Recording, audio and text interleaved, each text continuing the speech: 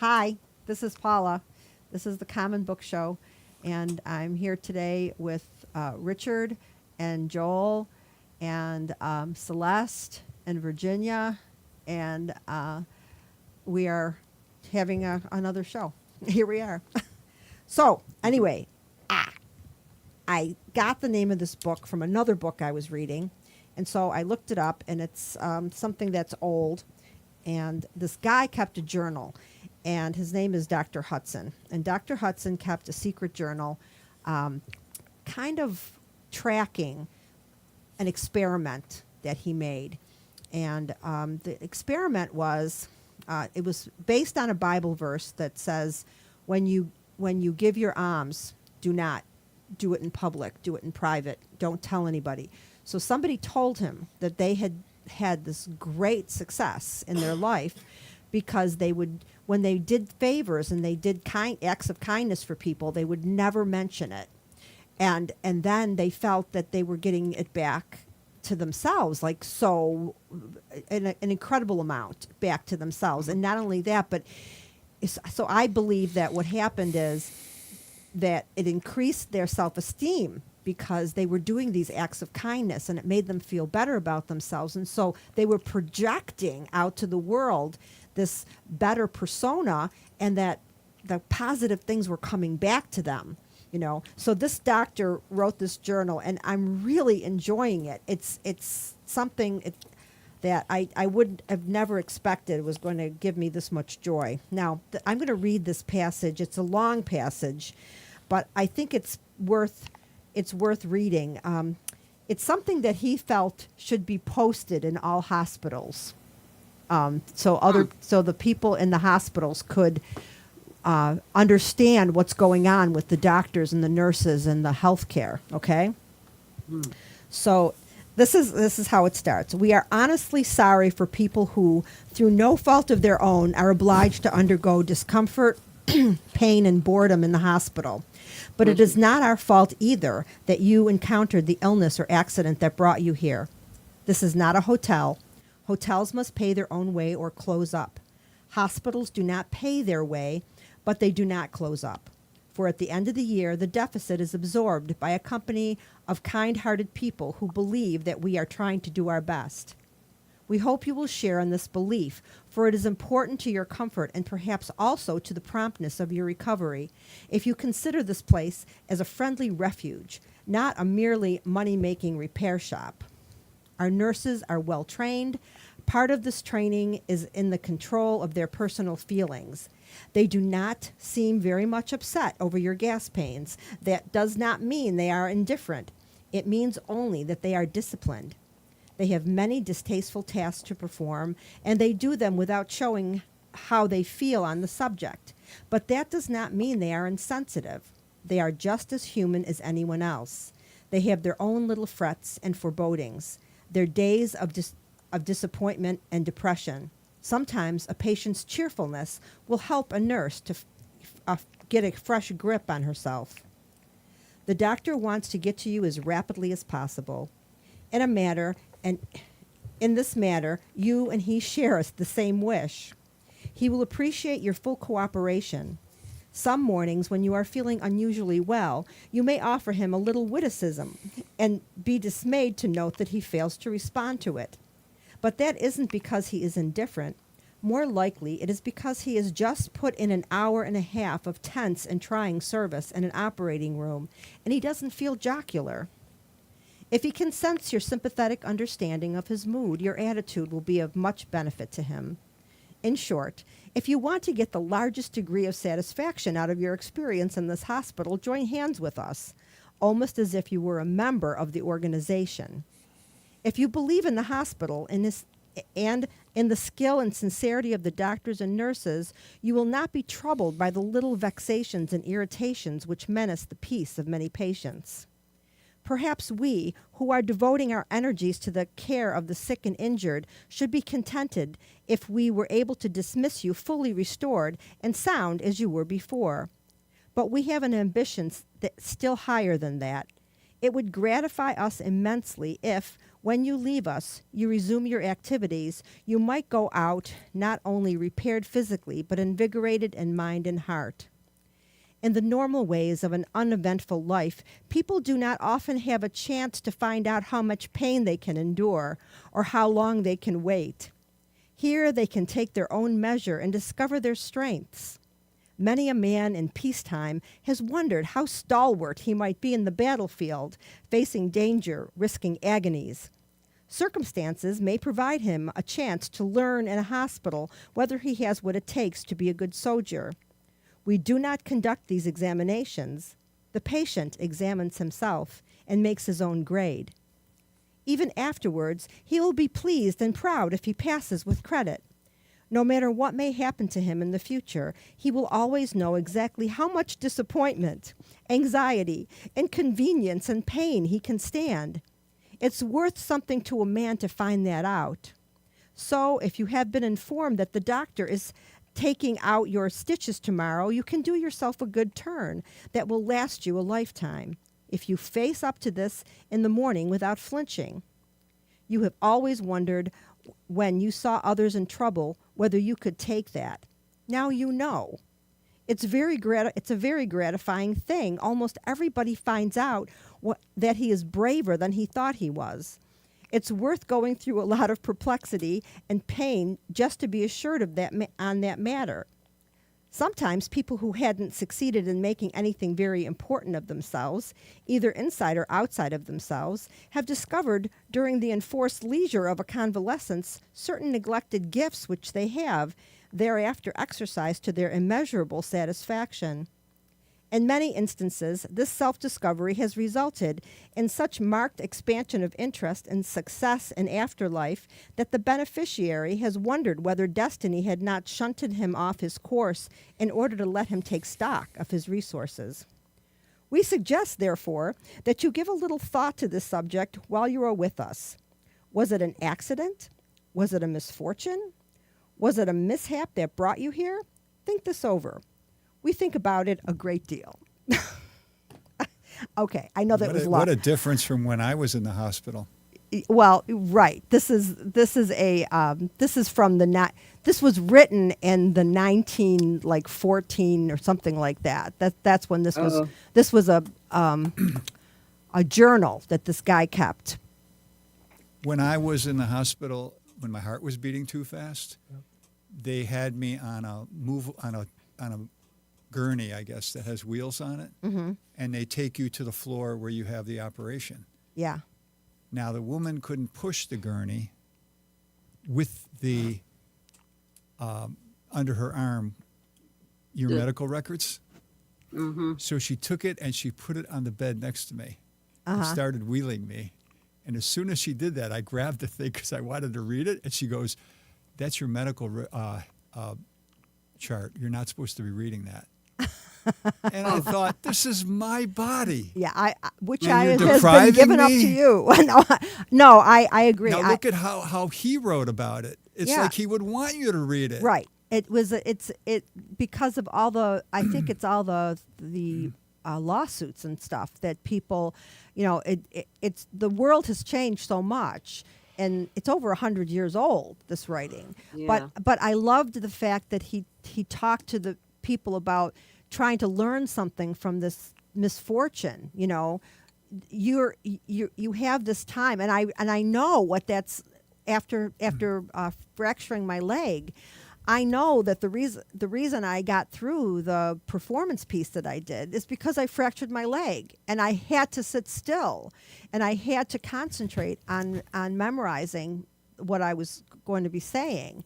So, and I think every single time I've had something like that happen, something has shifted or something changed or something good came out of it as well as something bad. So I really liked that, but I also liked the way he showed these people are not only taking care of you, they're taking care of everybody else in the hospital too, and they're not necessarily going to be able to devote all of their time, although you want them to, because it's your body that's broken, or it's your loved one's body that's broken, and you want them to be only devoted to that one thing. But I thought this was a good way of making people aware of what the other side, what the doctors and the nurses are. Now it's worse because they've got all this electronic stuff they have to deal with. They can't even look you in the eye and talk to you anymore. They've got to sit there and type their notes into their computer because everything's electronic. So, I don't know. I really I'm liking this book a lot. I think that it was a hidden treasure. There's a lot of really interesting commentary on the human condition in this book that I wouldn't have known about had I not written down the name after reading another novel. Joel, at the education center, when someone comes to you and talks about some problem that they're having, Yeah. you try to teach them that you can use that problem to be a stepping stone for some great accomplishment? Well, not necessarily great accomplishment, but accomplishment that, right? So when we look at existence, the condition, the human condition, there are only really essentially two plausible scenarios. Either things do have meaning or they don't. Do you agree? No. What? Tell me. Yeah. What are other scenarios? Either things do or don't have meaning. I would say things have meaning if someone decides to give them meaning. Yeah. But if nobody Yeah. decides to give them meaning, then they don't. Okay, so let me just clarify that there's inherent meaning in events and around us and in us, that there's an inherent meaning that we uncover through reflection and service and devotion and sacrifice, that the reward for these things, why are these things beneficial? We recognize these as good human traits, to sacrifice for community and to be disciplined and to show restraint and to be courteous. Like, why would that be? And I really think that these things are a part of a way of demonstrating that there's something beyond me, that there's this tendency where the interface of selflessness and the animalistic body that we're in. So we're this interface of these two things. And so when we reflect deeply upon who we are, we come to the spiritual element of ourselves, of our true self. And in that spiritual self, we recognize that there is meaning inherent and imbued throughout all of this that is veiled from us, that we cannot Right. see. So it's not meaning from the outside. It's meaning that we have garnered, gathered from the event. I know what Richard is objecting to, the idea that it's fate. It's predestined. I think that's what you're objecting to. Take the eclipse. Yeah. Did the eclipse have meaning in itself, or did it have meaning in the minds of the people who saw it? Well, it's a connective. It's something that was an event that we could all share. It was a shared thing that we could all experience together. So that's the meaning. I know people who said, "I'm not even going to go outside and look at it. It means nothing to me." Yeah. Well, and that's their own. I think there's a lot of isolation in our society right now. So would you agree the eclipse itself did not have the meaning? It was in our minds. No, it's in our No, minds. no. I think the eclipse itself had a meaning, an important meaning. Good. Okay. Yeah, because what it represents is the bigger picture of our universe, I guess, if you will, and the speculations that have that continue to be conjured around that. So here was a scientific moment more than anything else, or beloved by astronomers, where the universe that we wonder about, that we pollute with space debris, that we send people out, especially to the moon, right, that has its own iconographic of mystery and influence. So here are the biggest star in our solar system, the sun, is being shut away from us by a tiny planet that represents only 1/4 of the size of Earth, right? It can stretch across New York State. That's as big as it is. It's tiny. And yet it seems to have this unwielding or unstoppable power, I guess. So to see our planet intercepted by a tiny moon from our planet's source of light and energy, I think has significant meaning, if nothing else, on how the universe works. Now, if people say, oh, it means nothing to me, it's because they probably, generally speaking, don't have an interest in how the universe works. But that doesn't stop it from being a galactic phenomenon. Yeah, the phenomenon thing is the thing that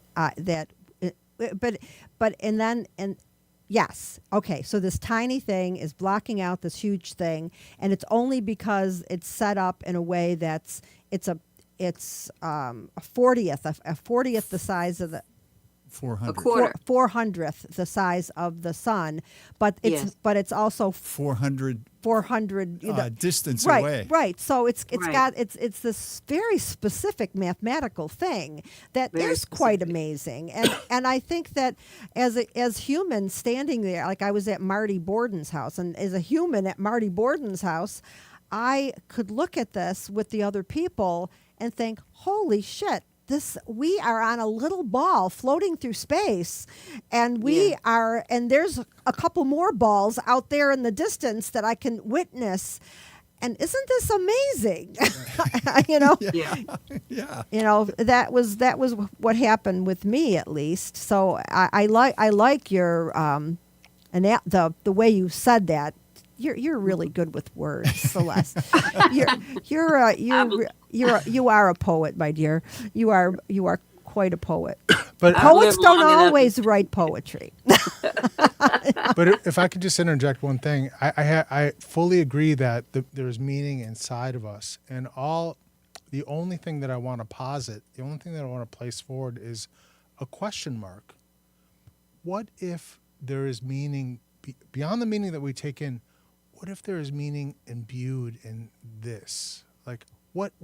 Not saying there is or isn't, but can we examine that? Can we be curious about that? That's all I'm positing. Like, how is it that where do I come from? I'm a part of all this. I'm no different than this. I'm no different than you. I'm no different than you. And yet I'm individuated, right? I'm individuated. So we each have our own experience, but yet fundamentally I am the stuff of stars and sky and space and earth and grass. Like these molecules are just rearranging themselves in a certain kind of way. And so if there's meaning in me, what if there is meaning in blades of grass too? And maybe not in the same way, but like, you know what I'm saying? Like just positing that question mark. What if? Yeah, I can go there. I think that in my belief system, and belief system is different than fact or truth. But in my and experience, yeah, it's different right. than experience. In my belief system, I believe we are all connected. We are all one thing. I even go so far as to say you should spend time with younger people because you get some of their atoms. When you're standing close to them, you get some of their atoms, and it helps you, stay youthful. So Well, that's the case they say about women. A dear friend of mine had some young college students spend the summer with her a couple summers ago, and before the summer ended, they all ended up on their same menstrual cycle. Oh which, yeah, we that attributed happens. to That them. happens at any time you're working with women. You all gravitate toward the alpha female, person who is the most fertile in the. Did you know that? I heard about that. Yeah. So anytime you're with a group of women on a regular basis, all of your menstrual cycles will gravitate toward that woman who is the alpha woman. Yeah. And it's amazing that happens. And I don't know why it happens. I just... Well, that's one of the mysteries assigned to the moon, right? Yeah. That's governing yes. our we're 98% cycle water in our body. Yeah. So I love that. That is an interesting phenomenon. Virginia, Yeah. tell us how the eclipse brought tears to your eyes.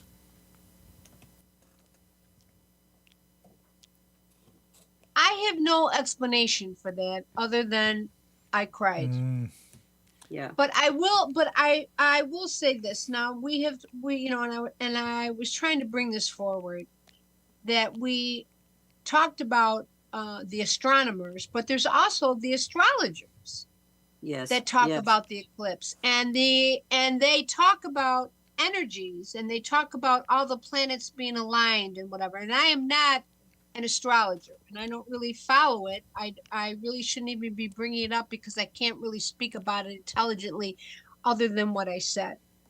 Mhm. And I do know that the astrologers and the spiritual people of different faiths, for example, some indigenous tribes would, during an eclipse, go into seclusion. They close all their drapes and whatever, and Mhm. they decide to pray and whatever. And that's what I thought I was going to do. But I decided that no, I wasn't going to do that.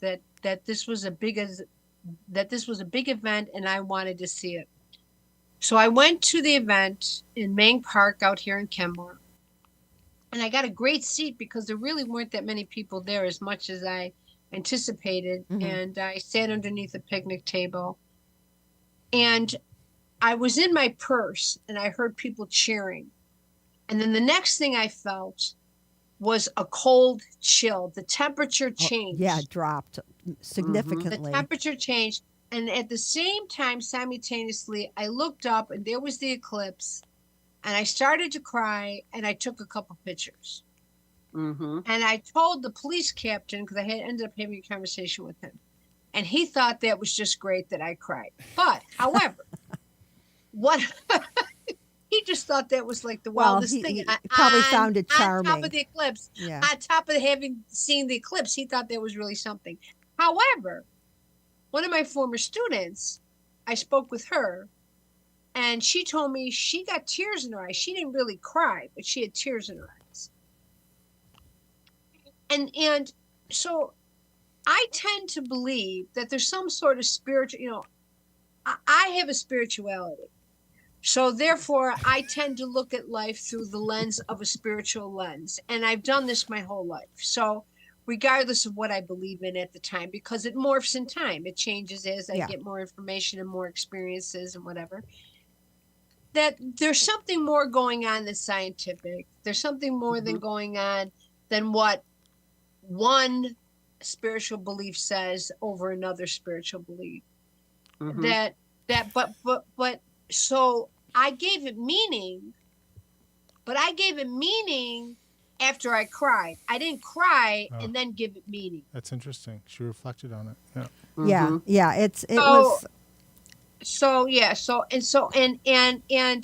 And another person told me that they were having severe headaches for 3 days prior to the eclipse. And after the eclipse came, the headaches went away. Now these are phenomena that we cannot explain. I couldn't sleep the next night. See what I'm saying? And I was very frustrated by that. I ended up taking I take a little bit of melatonin because I've got my system. If somebody says they need to take 10 milligrams of melatonin, if I take 2, that's enough for me, right? But I had to take more melatonin to get myself to fall asleep. I was very frustrated and I thought, and I was thinking it must be, it has to have something to do.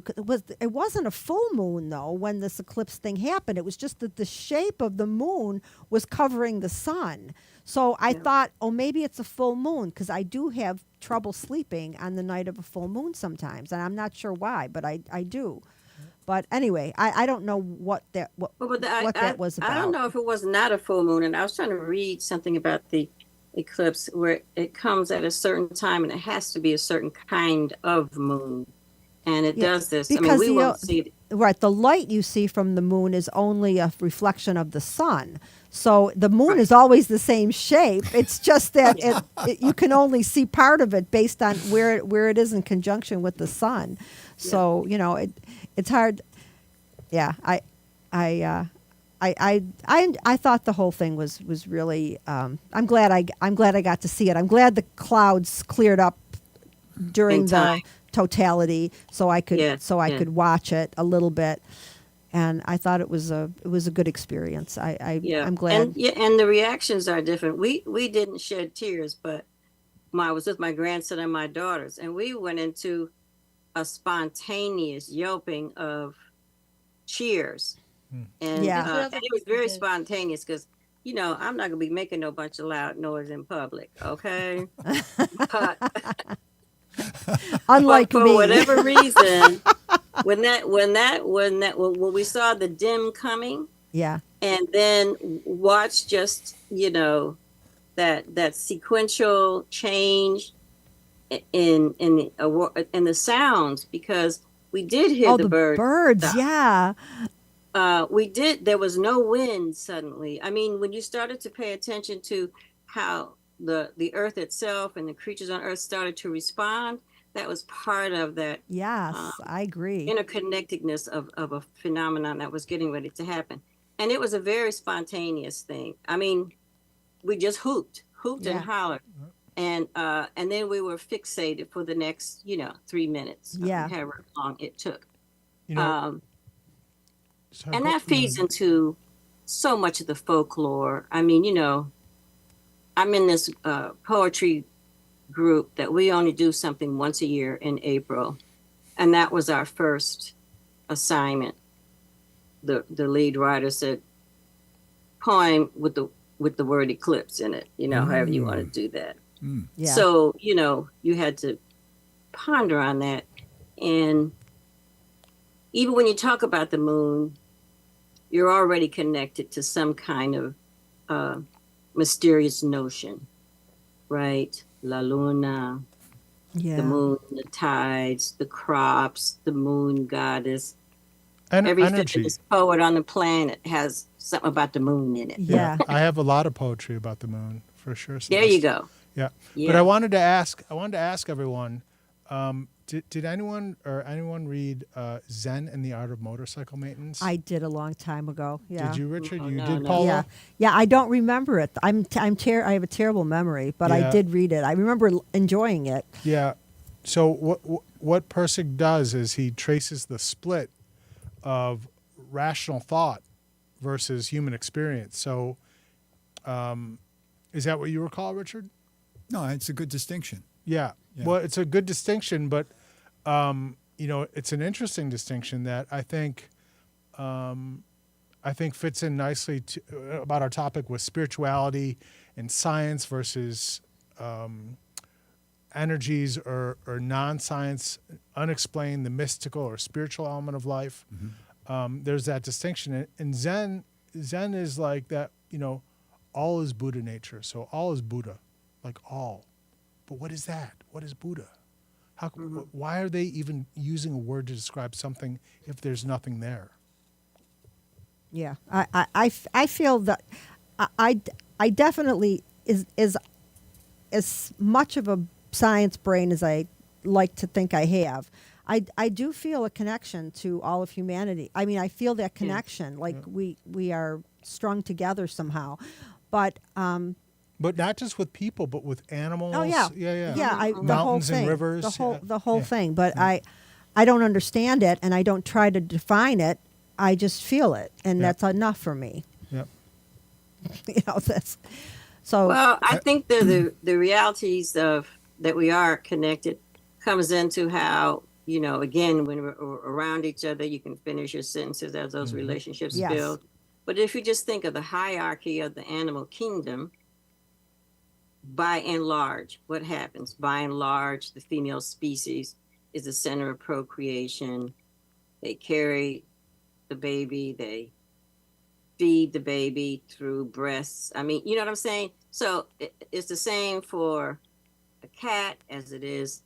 You know what I'm saying? Each of those mammals have that same process. We all have to eat, we all have to eliminate. So the tiniest of species on up to, I guess we consider ourselves top of the food chain because, I don't know, we'll kill something just for the heck of it. Other species don't do that. But, Certain there's ants that do. layer of, so, right? so there are some ants that do that. They're very. I don't remember exactly what species of ants, but they kill for the sake of killing. They don't eat. Oh, so now, so the humans are related to this we're probably malicious ant, derived from right? ants. There's a slender thread of our genome mixed up with the killer ant. Yeah, but through evolution, we're connected to animals. We like to. I Right. mean, through religion, we have separated ourselves from animals because, of the idea that we have a soul and they don't. Well, guess what? I don't believe that. I mean, if there's a soul, it's going to be in everything, and the soul is just the energy. The Yes. that, so if I have a soul, so does that friggin' ant that's killing each other for the the sake of killing. Right. And in animistic cultures, the soul does not exist just to sentience, not just to like animals and insects and birds and plants, but but mountains and rivers have spirit. Yeah. Sky has spirit. Sun has spirit. Moon has spirit. And so Very true. you get into nebulous territory with people who are very rationally minded, because why is that? It just doesn't allow the openness to experience, like, maybe that's true. It doesn't offer that question mark about what is that. Really, if you want to know, you can see for yourself. Test it. What is that? You Well, know? I can tell you from experience that when I have visited places like the Grand Canyon or White Sands in New Mexico, I felt something different there than I felt some other place. But it even happens in cities. Sure. Yeah. There's a difference in those places. It feels different, and maybe it's just that I have extra special sensitivity, to place. But I know there's something different about, and I think that's probably what Native Americans felt when they Sacred visited grounds. these sacred places. Yeah. It made them feel different, Right. and I can't tell you what it is. Yeah. I can't describe it. I can't write it out and Yeah. let you feel that same thing. Yeah. But I know when it happens. Yeah, I'll tell you, when I go to Rochester versus Buffalo, I describe it as distinct undercurrents of energy are so night and day. In Rochester, there tends to be the deep cynicism that I have grown up with in Buffalo. When I apply that to people in Rochester, in this very wholesome way, they see what I'm saying. It doesn't lock them in. They don't react to it. They don't think it's funny or not funny. Like, there's a wholesome quality to people in Rochester. Not everyone, but just the general undercurrents are a nurturance energy, a very holistic, wholesome energy. In Rochester, it's a very healing place. And Buffalo has darker energies, like deeper energies that are done to cynicism and kind of like darker things. But don't you think that's those that's because of how far we've fallen in the socioeconomic plane? Well, I would say, Richard and I have this discussion that does consciousness create economics, or does economic create consciousness? And I would say that those economic factors are manifestations of the undercurrents of those energies. I've never thought of it that way, but I have thought that there is a negativity here that is you can kind of cut through it. Yeah. You can. Well, I can also say you this, also that my have to sister say- lived in Rochester for several years. She was employed by Xerox at the time. And I did not have that experience with Rochesterians. I have a dear friend who lives there, and some artists are there, but having, spent a consistent 3-4 years there, I see it as smaller than Buffalo. I see it lacking in respect for its cultural diversity than in Buffalo. I mean, how did Juneteenth get to be sponsored by Wegmans? Right. So because I like to, navigate within those cultural communities, I don't feel that, I'm not saying it's a bad place, but I'm certainly not prepared to say it's a better place. Yeah. No, Well, I'm not, I will say this. May I just say this? That I grew up with this mother that told me everything. Okay. Just like everybody else's mother. But she told me in grammar school, because she used to venture to Rochester.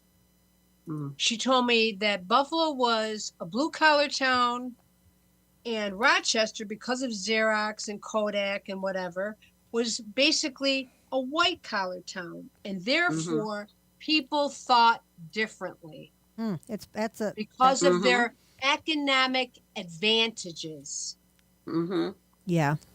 And she explained to me how economics came into play with education and blah blah blah blah blah. And you know, we're not going to get in this conversation about my mother, but she explained that to me when I was in seventh or eighth grade, because she was traveling to Rochester a lot, and she had a lot of work as a costume designer, whatever, you know, for the arts and whatever, more so than she did in Buffalo.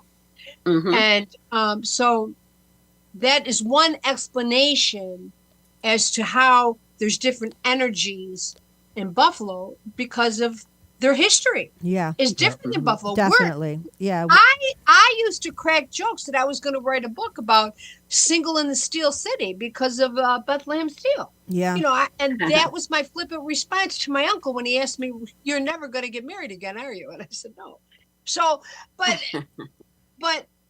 there is a difference, and it's economic. Yeah, it's a possibility. So so we really got carried away here. What do you have a joke that you'd like to share with us? This ties in with a point Joel was making. Okay. The cartoonist from the Buffalo News. Yes. is comparing the mindset of the people in Buffalo compared to the mindset of people across the country when it came to the eclipse. So, in Austin, Texas, they look up, oh, darn clouds. In Toronto, Ontario, they say, oh, well. In Rochester, maybe next time. But in Buffalo, it's only in Buffalo. And he's wearing a shirt saying, we can't have nice things. Does that get at the point you're making? Well, I mean, it's a reflection, but I mean, I just want to say, like, let's do a thought experiment. I know Richard likes thought experiments. And so what I'm saying is that we talk about economics and the undercurrent of energies, but if there were no human beings, the undercurrents of those energies in these regions and what we call Buffalo and what we call Rochester will be there long after we're gone and have been there long before we get there. This is true. And so we think, because we get there, we relate to it as like, oh, this is specifically human created, but it isn't that at all. That there are sanctified places of energies that are more and less kind of constructive or negative and positive, I guess. Yeah. Vortexes. They call them vortexes. Well, more. High spiritual places. More or less. I can't. The only thing I can relate to with that is when I've gone to places where there really were no people, like White Sands in New Mexico. Yeah. There is something I felt there that was not anywhere else I'd ever been. And I mean, in the Grand Canyon, there were a lot of people around. It was a lot of tourists, but you know, I've been to places where there's no one else, and there is a feeling, and I don't know what. Like I said, I'm not going to define it. I'm not going to try to explain it, but I know that their places feel differently to me. But so we have neglected Richard's list, and I know he's got stuff on his list. The thing about the eclipses is that I communicate with a lot of people, and I was overwhelmed, and I wrote to people about it, and then people wrote back. Yeah. And I noticed a difference. All right, I noticed that each person who I wrote to, they took something away from it that was kind of unique to them. Yeah. And I was inspired to make two artistic expressions. So the first thing I was inspired to do was to have the eclipse thinking. It never occurred to me that I have so many interpretations. No. But the second one was this. The spectacle did not live up to the hype. See, he's not even looking up at it. Yeah. I know people like that. But you know, don't you remember that you and I and other people from Hall Walls, we stood in a parking lot. We watched the Halley's Halley's Comet. Do you remember that? You brought your telescope? I did. And we stood in the parking lot and we watched Halley's Comet from that parking lot. It was during Hallwell's one of those dinners, you know, that they would run and sell art. Yeah, I mean, so you've always been inspired by the great beyond, you know, by the planets and planets phenomenon out there. I've never known you not to be interested in that kind of, you know, it's that enormity thing. Well, I loved when the woman in the eclipse party next door, and it got dark, and then she just bellowed out, "Don't worry, it will come back." And I thought, wow, it's like she thinks we're ancient people. And she thinks that we're afraid or and she's something. the priestess. Yeah. Yeah. Like she was channeling something from another primordial time. Yeah. I think that's kind of really very cool. And for the people who say not worth the hype, I think this is a characteristic among so many people where they want to be wowed. And I want to say, what's happening in your life that you have to have a wow instead of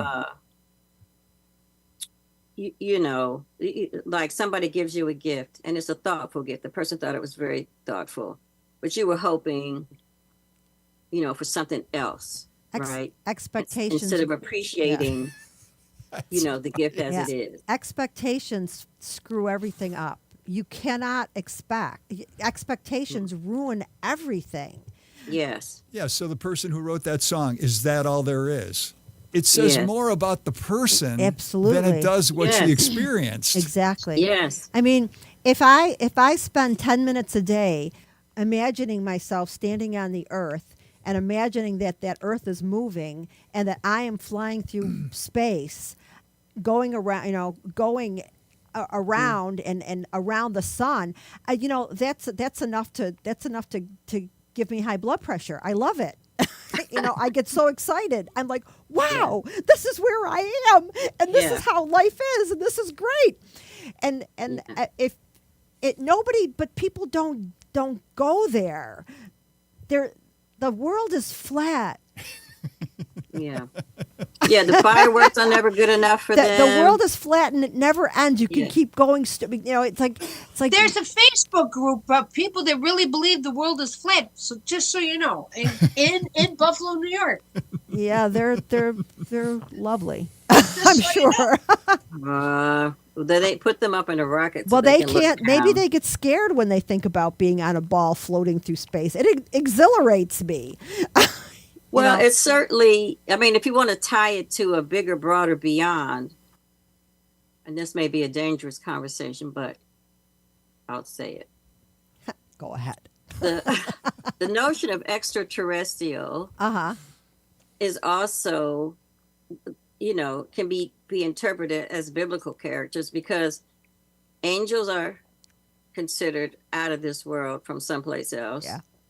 We talk about, you know, the Jacob's ladder and the levels to get to heaven, and I mean, you know what I'm saying, there's all these different types of things. So the Dogon star, how an African tribe found a star that nobody found until way after. I mean, there's all these things. So I think, you know, you can be a scientist and have these beliefs. I mean, if you substitute the word alien for angels, it's almost the same. Celeste, I can't read those passages. I mean, I've read the Bible several times. I find it fascinating. I can't read those passages without imagining that it's some kind of extraterrestrial. If it actually happened the way it's written in the Bible, it would not surprise. Why? How could we possibly be alone? How could we possibly be the only planet in the solar and the universe that has life? It's impossible. And we know through exploration, contemporary exploration, that there's more stuff out there. It's impossible. They're finding it. It's impossible. This would be it's so unlikely that we're the only planet that's inhabited by creatures. It's Yeah. so unlikely. And I think it's really so much self-aggrandizement Oh yeah. to think that, we're the most and best of all there is and ever will be. That's craziness, in my opinion. In my Yeah. opinion. Talk There about has- egos, Celeste. I mean, really. Yeah. Yeah. It's really. I Takes can't. a really big ego to think that way. Yeah. And it, Yeah. well, I But think there are those that are, very existential in that, and we're the top of the food chain, and I think that notion of energy and soul is very well. Let's say this, about the mortal body. If it's damaged, you still have, depending on what's been damaged, you still have your thought, your capacity to speak and reason. I mean, if you're an amputee, if you're a paraplegic, that hasn't taken away your sensitivities and your sensibilities, right? right. The soul is an animating force. Animating force. Okay. Yeah. I mean, the soul animates the body. The soul gives life to the body. All right. So so even if you have only pieces of a body, you still have that energy and that soul, right? Because we see people succeed all the time who have been wounded in automobile accidents, train. I mean, there are people who were born with deformity. I mean, the body is as standard as we accept it can be different in a lot of different ways and harmed in a lot of different ways. But We're made of breakable stuff. we're made of breakable stuff, but the energy stays. Yeah, stays I don't with know. us. I can't speak to what happens to it after our body's gone, but we're all made of breakable stuff, and we all treat each other like we're not. And Yeah. that is, and I think to myself, this whole species-centric thing that's going on with human beings is it does not serve us well because, there was a joke, a comic that I posted a long time ago. There's a picture of God in heaven, and he's looking down at the earth, and he says, this experiment failed. Send in the hippos. Or the human experiment failed. Send in the hippos. Yeah. Yes. Yes. And But part of the issue is here too is when we talk about the ego and having dominion over the animals or the plants or whatever, the mountains and what have you, is that we have certain spiritualities in this country and the world that have misinterpreted and mistranslated the Hebrew and Greek Bibles to say dominion over the earth, dominion Right. over the animals, when it's supposed to be steward. Now, dominion Yes. and stewardship are two different things with two different meanings, completely. Very, very different. Yeah. So this is very deep rooted, this ego thing that's going on. Very Yeah. deep rooted. we're not all that. I know. We are not all that. Yeah. Paula, when you said breakable, were you referencing the Hemingway quote about breakable? No, I wasn't. Tell me if there's any truth in this panel. Okay. What? Oh, look at this. I have to make the screen a little smaller here Okay. so you can all right. see it. All right. Okay. The world breaks everyone, and afterward many are strong at the broken places. But those that will not break, it kills. It kills the very good and the very gentle and the very brave impartially. If you are none of these, you can be sure it will kill you too, but there will be no special hurry. Yeah, I wasn't. I was actually talking about physical stuff. Like everything on our bodies is breakable. We and we don't think about it, and we don't treat ourselves like that. But Joel, is our spirit breakable? Oh, I mean, that is probably one of the greatest questions I've ever heard. And I mean, when the spirit is in the body, it is susceptible to the needs of the body, the sensitivities of the body, the need for balance between the physical and spiritual, the harmony between the relative and absolute, the absolute being Buddha or Allah or emptiness or shunyata, and the rice bag that we are, the body, the physical incarnation. So when you blend these two and you hit that sweet spot, then there's a great contentment with simplicity, with patience, with compassion. These are the things that are awakened when you're in that sweet spot between the relative and the absolute. Well, what's interesting about that is people who've had near-death experiences, one of the common threads is that they were so happy to be liberated from the physical body. I can understand that, you know. Right.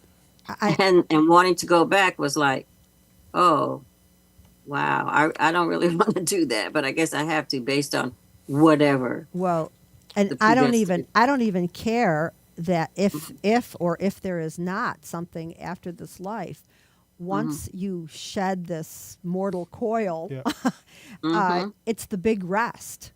You Yeah. never have to get up again and make a meal. You never have to. You never have to. You never have to strive for anything. You're done. It's like, Yes. And then you become part of the all-knowing, right? well, who Because knows? Who knows what happens? But we won't. Right, but yeah. I mean, that's one of the Your speculations. body that doesn't become hurt part anymore. of Right. these, You don't. Your body doesn't hurt anymore. Your brain Yes. doesn't hurt anymore. You don't have to run any place anymore. You can just. Hopefully that's the noise I'll make when I die. I'm hoping for that. Yeah. And Jewish Well- mystical teachings, reincarnation is replete throughout Jewish Hasidic and mystical Is it? teachings. Replete. So it is in Hinduism. So it is in Buddhism. It was in Christianity until it was taken out of the canon because it made the idea of salvation too easy. So people who canonized the teachings of Christianity said, oh no, we're not going to talk about the multiplicity of lives because people think we get another chance and another chance, when actually, if you think you only have one chance, and that puts all the pressure on this one incarnation.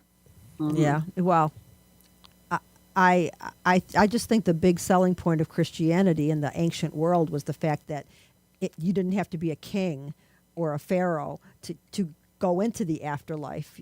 Regular people got to go into the afterlife. This was a new concept. Yeah. And, you can go around with your little salesman's bag and you can say, have I got a religion for you? You want to live forever? You want an afterlife? You too can have it. Why do you think it was so popular with slaves and poor people in Rome? Because the thing with the slaves is that those old Negro spirituals, I may, were also a way to freedom.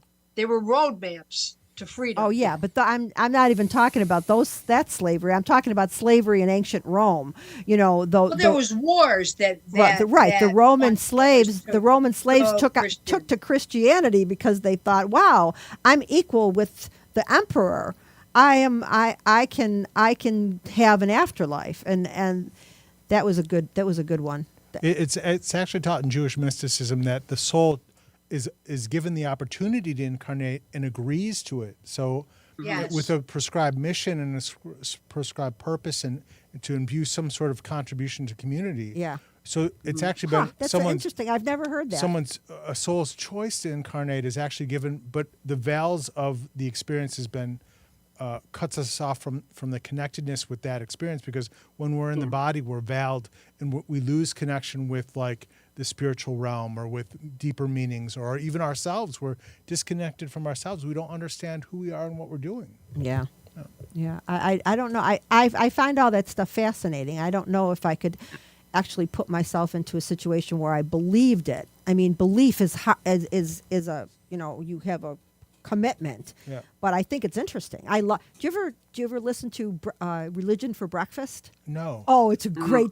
You got to What is check it? this Is it a guy. podcast? It's a podcast. Oh, cool. It's on YouTube. Religion for Breakfast, and then there's another one like that. But they talk about all the different religions and all the different like aspects Yeah. that maybe you don't know about, and ancient stuff too. Oh, that's really cool. I just want to say, like, the Zen Master Dogen, the 13th century Zen Master Dogen, Dogen Zenji said, there are many languages, but one tongue. And so what is that one tongue, right? We all share that one Right. tongue. But there are many Right. languages, many different ways in which we express language about that one, Right. the one ineffable thing. Right. But we all, I mean, think about it. Ever since, of course, they say that mankind smiled and before language as like an animal baring its teeth. That's how, that was what the smile was, to say but it's developed into this friendly thing where you walk up to somebody and you smile and you show them you're not dangerous to them.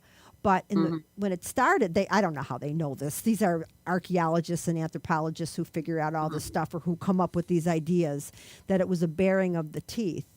But we all do. We all smile. We all laugh. We all cry. We are all this. We have all the same humanity.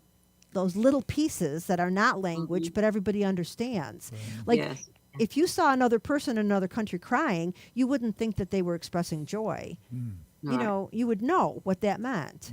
So Yeah. you know, it's just the word. It's just the way the words are formed in the mouth, and that's just like a person. You know, why does one person have very white skin up in Scandinavia? Because they need exposure. There's not enough exposure to the sun. They need more sun exposure. You know, I mean, so it's the same thing. And I don't see why people are so scared of each other. You know, why we're always at war, why we're always committing And that war atrocities. thing, that's scary. It's been since the dawn of man. I thought of you earlier today because on the Smithsonian Channel, their features today are sacred sites. Mm-hmm. And they went back to the ancient culture. I mean, I didn't finish the series. One, I stopped here to talk to you guys because I was home. But they talked about Petra and the Nabatean. Oh yeah, that's cool. And Hegra and the Nabatean kingdom as well. And, you know,